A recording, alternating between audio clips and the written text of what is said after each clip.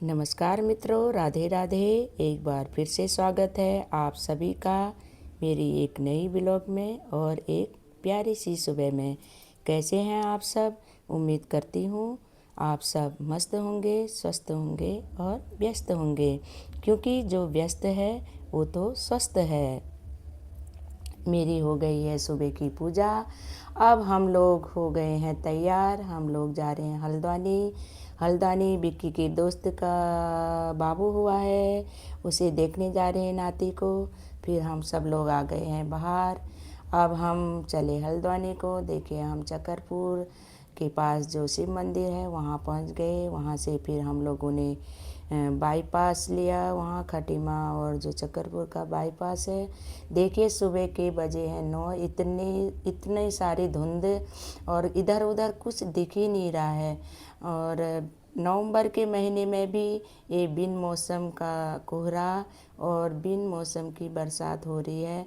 पूरे इस साल तो किसानों की धान की खेती खूब बर्बाद कर दी है। पता नहीं प्रकृति का क्या हो रहा है, समझ में नहीं आ रहा है। फिर हम सिटकुल से चोरगलिया से होते हुए पहुंच गए हैं। एक नेंदौर रेस्टोरेंट करके है, नया खुला है ये रिजॉर्ट।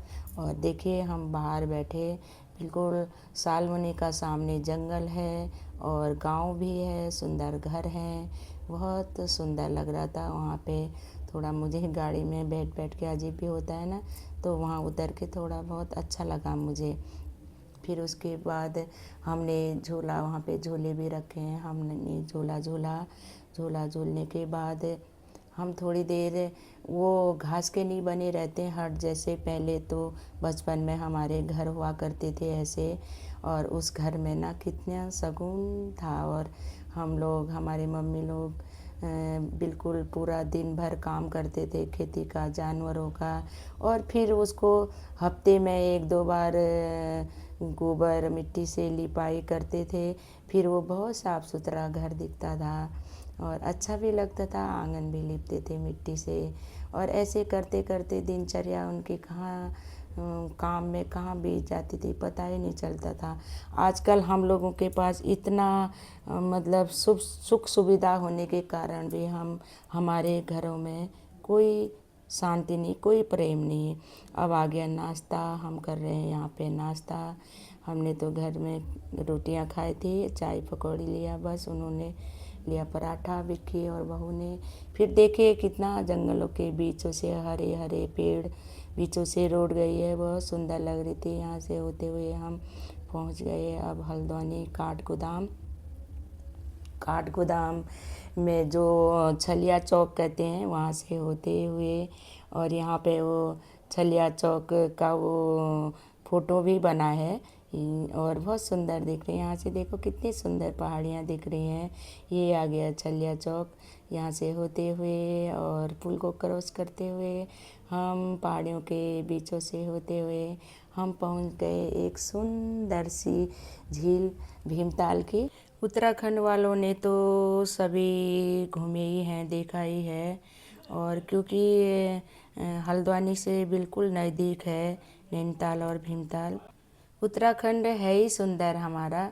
चाहे कहीं भी घूम लो, अल्मोड़ा, बागेश्वर और गढ़वाल में, पिथौरागढ़, चंपावत, लोहाघाट, सभी जगह सुंदर ही है। मैंने तो सारा घूमा भी नहीं है उत्तराखंड में, सिर्फ एक बार केदारनाथ बाबा के दर्शन करने गई हूँ गढ़वाल में। और पिथौरागढ़ भी नहीं देखा है अभी, और डीडी हाट भी, जबकि मेरे मम्मी लोगों का घर है वहाँ, वहाँ भी नहीं देखा है मैंने। एक तो मुझे पहाड़ लाइन में गाड़ी लगती है और सर घूमता है, गैस भी होती है, उल्टियाँ भी आती हैं, इसलिए मैं पहाड़ लाइन को कम ही गई हूँ। और प्लेन्स को तो काफ़ी जगह देख लिया है। और फिर भी कोशिश करती हूँ कि टेबलेट खा के भी मैं जाऊँ, और इसलिए मुझे उत्तराखंड बहुत अच्छा लगता है। और बड़े बड़े ब्लॉगर हैं जो हमारे उत्तराखंड के, उनके माध्यम से हम पूरा उत्तराखंड अपने फ़ोन में देख लेते हैं। उनका बहुत बहुत धन्यवाद। वो अपनी संस्कृति को बचाए रखे हैं और देश विदेशों में पहुंचा रहे हैं। फिर हमने यहाँ पे 2 घंटे खूब घूमा और पैर वाली बोटिंग भी ली और चलाई थी विक्की और बहू ने।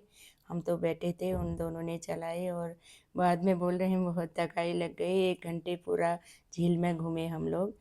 और उसके बाद फिर फिर हमने हल्द्वानी भी जाना था, थोड़ी ख़रीदारी भी करनी थी और बाबू को देखने भी जाना था, इसलिए हम यहाँ से जल्दी निकल गए। दिल तो नहीं कर रहा था, यहाँ पर खूब घूमे और यहाँ खूब इंजॉय कर रहे थे। और इन लोगों ने गाना भी गाया, आप सुनोगे इनका गाना। विकी के पापा ने गाया है गाना। घुर सुनी मैं लागा उदास, स्वामी मेरा परदेसा बार फिला लदाका, घुघुते नवासा घुघुते नवासा घुघुती नवासा, अम की डावी माँ घुघुती नवासा। एक सफर है सुहाना, यहाँ कल क्या हो किसने मोती घुंघर न बजा चमा चमा, रुक सारा मोती घुंघर न बजा चमा चमा, रुक जा मड माटो जुना किल जा चमा चमा, रुक जा मड माटो जुना किल जा चमा, रुक सारा मोती घुंघर।